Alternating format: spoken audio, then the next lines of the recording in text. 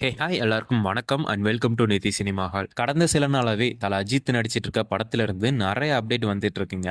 AK ஃபேன்ஸே ஆடி போற மாதிரி நிறைய இன்ட்ரெஸ்டிங்கான அப்டேட்ஸ் எல்லாம் மூவி டீம் சொல்லிட்டு வராங்க. இந்த குட் பேட் அக்லி படத்துல இருந்து இப்படி அப்டேட் எல்லாம் வரும்போது ஆக்சுவலி ரொம்ப சந்தோஷமா இருக்கு. ஏகே ஃபேன்ஸுக்கு அப்படிதான் இருக்கும்னு நினைக்கிறேன். என்ன அப்டேட்னு பாத்தீங்கன்னா, மைத்ரி மூவி மேக்கர்ஸ் இந்த படத்தோட ப்ரொடியூசர் வந்து புஷ்பா 2 படத்தோட ப்ரீ ஈவெண்ட்ல அவர்கிட்ட குட் பேட் அக்லி படத்தோட அப்டேட் கேட்டிருக்காங்க. கேட்ட உடனே அப்டேட் தானே, நான் தரண்ட அப்டேட்டுங்கிற மாதிரி இந்த குட் பேட் அக்லி படத்தோட ஷூட்டிங் ஆல்மோஸ்ட் முடிஞ்சிருச்சு. இன்னும் ஒரு 7 டேஸ் தான் ஷூட்டிங் பேலன்ஸ் இருக்கு. அதை கம்ப்ளீட் பண்ணா ஓவராலா ஷூட்டிங் முடிஞ்சிரும். அண்ட் படத்தை 2025 பொங்கல் அன்னைக்கு ரிலீஸ் பண்ணலான்னு யோசிச்சுட்டு இருக்கிறோம். இப்படி ஒரு பயங்கரமான அப்டேட்டை குட் பேட் அக்லி படத்தோட ப்ரொடியூசர் சொல்லியிருக்காருங்க. பரவாயில்ல, அந்த ப்ரொடியூசர் வந்து படம் ஸ்டார்ட் பண்ணதுல இருந்து ரொம்ப ஃபாஸ்டா அப்டேட் எல்லாம் கொடுத்துட்டு வராரு. விடாமுயற்சி அப்டேட்டே வரலன்னு வருத்தப்பட்டு இருக்க ஏகே ஃபேன்ஸுக்கு இந்த படத்தோட அப்டேட் கொஞ்சம் ஆறுதலா இருக்கும்னு நினைக்கிறேன். விடாமுயற்சி படமும் லேசுப்பட்ட படம்னா இல்ல, மகிழ் திருமேனி டைரக்ட் பண்றாரு, ரொம்ப பயங்கரமா எடுத்திருக்காருங்கிற மாதிரி சொல்றாங்க. அண்ட் அந்த படத்தோட கதை வந்து ஒரு நாள்ல நடக்கிற கதைங்கிற மாதிரியும் சொல்லப்படுது. ஸோ இந்த விடாமுயற்சி படம் எப்படி இருக்க போகுதுன்னு பாக்குறதுக்கு எனக்கு ரொம்ப ஈகரா தான் இருக்குது. ரொம்ப வெயிட் பண்ணி பார்த்தாலும் நல்ல படமா பார்க்கணுங்க. நீங்க எப்ப வேணாலும் விடாமுயற்சி படத்தை ரிலீஸ் பண்ணுங்க, ஆனா கங்குவா படம் மாதிரி சொதப்பி விட்டுறாதீங்க. அண்ட் குட் பேட் அக்லி படத்துல இருந்து இன்னொரு பெரிய அப்டேட் இருக்குது.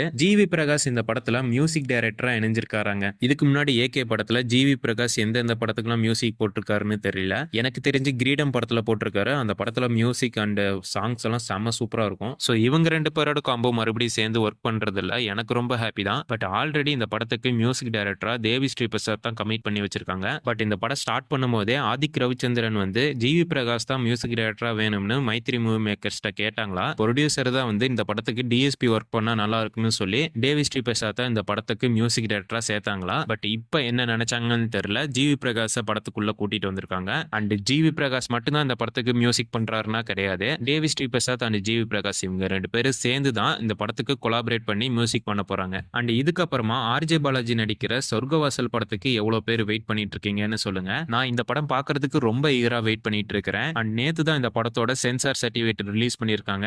ஸோ ஏ சர்டிபிகேட் தான் கொடுத்திருக்காங்க. படத்துல ப்ரூட்டலான சீன் தான் நிறைய இருக்கும்னு நினைக்கிறேன். படத்தோட எக்ஸ்பெக்டேஷன் ஒரு ராவான படமா தான் இந்த படம் இருக்கும்னு நினைக்கிறேன். ஆர்ஜே பாலாஜிக்கு இந்த படம் ஒரு சூப்பர் படமா இருக்குமான்னு வெயிட் பண்ணி பார்க்கலாங்க. அண்ட் ஆர்ஜே பாலாஜி சூர்யா வச்சு வேற டைரக்ட் பண்ண போறாரு. அந்த படத்தோட ஷூட்டிங் வந்து நவம்பர் எண்ட்ல வந்து ஸ்டார்ட் பண்ண போறதா சொல்லப்படுது. ஸ்டார்ட் பண்ணதுக்கு அப்புறம் டைட்டில் ஃபர்ஸ்ட் லுக் எல்லாம் ரிலீஸ் பண்ணுவாங்கன்னு நினைக்கிறேன். அண்ட் இதுக்கப்புறம் நீக் நிலவுக்கு என்மேல் என்னடி கோவம் தனுஷ் டைரக்ட் பண்ணி தனுஷோட அக்கா பையன் ஹீரோவா நடிக்கிற இந்த படத்தோட செகண்ட் சிங்கிள் நேற்று ரிலீஸ் ஆனிச்சுங்க. சிங்கிள் எல்லாம் பாத்தீங்களா, எப்படி இருந்துச்சுன்னு கமெண்ட் பண்ணிட்டு போங்க. எனக்கு கொஞ்சம் சுமாரா தான் தெரிஞ்சது. ஃபர்ஸ்ட் சிங்கிள் சூப்பரா இருந்துச்சு, கோல்டன் ஸ்பேரோ. பட் அந்த அளவுக்கு இந்த சாங் இல்லைன்னு தான் சொல்லி ஆகணும். இந்த பாட்டு கேட்க கேட்க நமக்கும் பிடிச்சு போகலாம்னு நினைக்கிறேன். அண்ட் இதெல்லாம் இல்லாம எண்ட் ஆஃப் தி டே படம் எப்படி இருக்குங்கிறது தான் மேட்ரு. தனுஷ் வேற டைரக்ட் பண்றாரு. இப்பதான் ராயன் படம்னு ஒரு பெரிய வெற்றியில இருந்து வராரு. நிலவுக்கு என்மேல் என்னடி கோவம் இது படமா எப்படி இருக்கும்னு வெயிட் பண்ணி பார்க்கலாங்க. அண்ட் நேத்து வந்து பாத்தீங்கன்னா அமரன் படத்துல இருந்து ஒரு போஸ்டர் ரிலீஸ் பண்ணியிருக்காங்க. என்ன போஸ்டர்னா, இந்த படம் தமிழ்நாட்டுல மட்டும் 150 கோடி கலெக்ட் பண்ணிருக்குதுன்னு சொல்லி போஸ்டர் விட்டுருக்காங்க.